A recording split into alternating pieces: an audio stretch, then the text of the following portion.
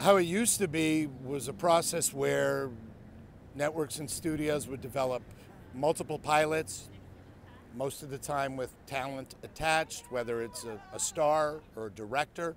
They would then shoot a pilot. They would then test all their pilots to the audience, basically Middle America. There's a test center in Burbank. There's a test center in Las Vegas. And the audience that ultimately watches these shows would have a say in what ended up on the air. They would watch the shows and talk about different characters and talk about the story and talk about if it's a show they would watch. And then the networks would make their decisions and then they would pick shows up. Then the streamers came along. Oh, those wonderful streamers.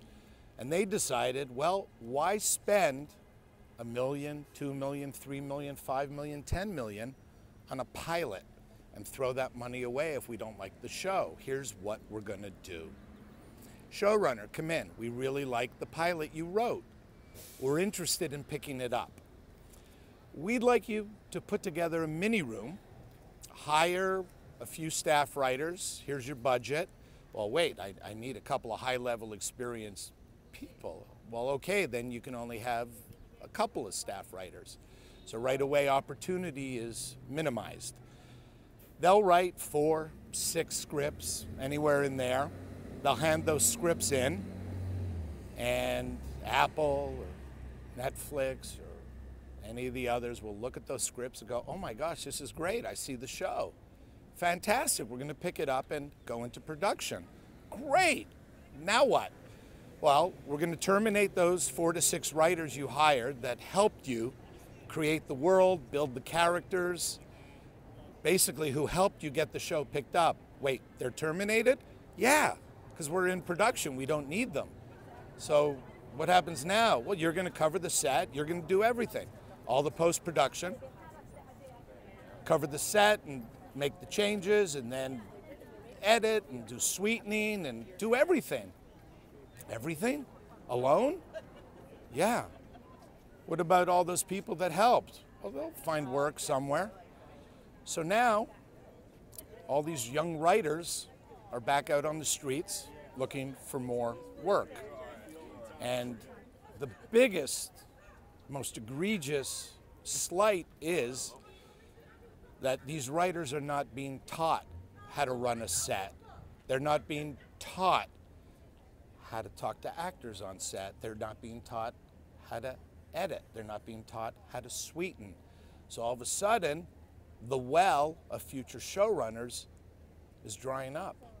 I was very blessed when I started in 1991. I worked for a man named Bernie Ornstein and his partner Saul Turtletop, geniuses, Hollywood legends. They ran shows like The Monkees and Sanford and Son and That Girl. They were brilliant, and I was on location with Bernie. It was one of my first jobs. And I was like a little Labrador retriever, a puppy that wouldn't leave his side.